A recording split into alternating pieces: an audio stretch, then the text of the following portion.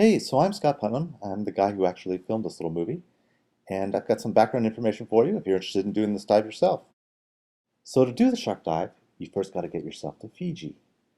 No, not Fuji, Fiji, that little island tropical destination in the middle of the South Pacific. You know, where they filmed Survivor in that god-awful Bachelor show. From Australia, it's only a quick little 3 to 4 hour flight to Nandi, Fiji's international airport. But from the United States, LAX, it's a long 10 plus close to 11-hour flight to Nandi. And once you've cleared customs, you'll need to take a cab or a bus down to Pacific Harbor and Beqa Lagoon. It's about a 2-hour ride. There are two companies that offer the shark dive, aquatrek.com, which you can find obviously on the internet, or FijiSharkDive.com, which is another name for Benga Adventure Divers. You will need to make a reservation with both of these companies. If you're looking for a place to stay, both companies can suggest accommodations. Another option is to stay at Beqa Lagoon Resort. They have their own dive boat, and they just show up at the shark dives. So this is the beginning of the shark dive. It starts at an overturned fishing trawler, and then you swim down past these paving tiles till you see a rope, and it's sort of on the edge of a plateau which falls then down into a canyon. Once there, all the divers are directed to line up along the rope.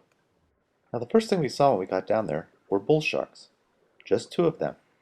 Now normally, this shark dive can have up to 40 bull sharks swarming. It's unbelievable. But during the months between September and December, most of the bull sharks are gone. They think they're mating, but no one's really sure.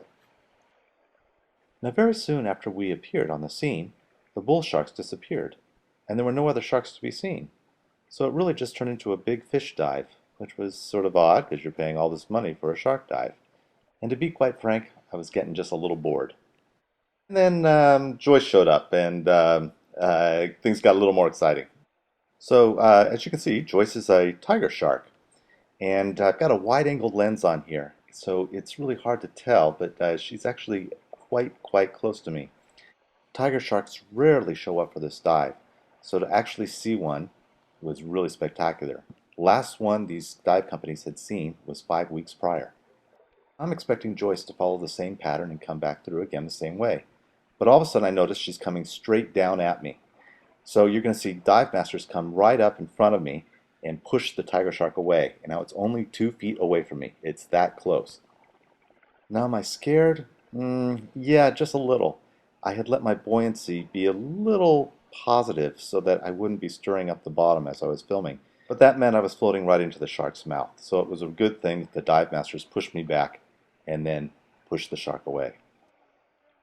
And as you're watching this footage, you're probably thinking these dive masters are absolutely crazy. Well, I'm thinking the same thing. I mean, who in their right mind would put food inside a tiger shark's mouth? But you have to know that these guys actually are wearing steel mesh gloves. So even if the tiger shark snapped down, it would just be snapping down on steel mesh. Of course, their hands would be crushed and their arms would be broken, but I won't go there. Now, if you're paying attention, you'll notice that the visibility is just wretched. So up above, there is a pretty big storm that's brewing. There's 6 to 10 foot waves, and a lot of the divers are actually doing projectile vomiting when they're on top of the boat. It's that bad. To compound problems, there is a freshwater river that empties out at this point. Now we're far out at sea, but underground rivers do come out here at the reef. As a result, there's not a lot of coral growth either, because freshwater and coral do not mix.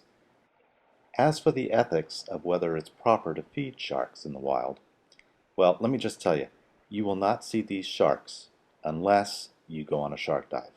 The only sharks you will see normally are white-tip reef sharks, sometimes black-tip reef sharks, and gray reef sharks. You will never see a bull shark or a tiger shark unless you do a shark dive. After 20 minutes, we headed up. Now, the bull sharks were actually following us up to our decompression stop, but I didn't tell my friend here, Julian Hayward, what was happening, and especially since he had screamed out bloody hell a few times during the shark dive. So this is us trying to keep our wits about us. If you have any questions, just give me an email. Thanks.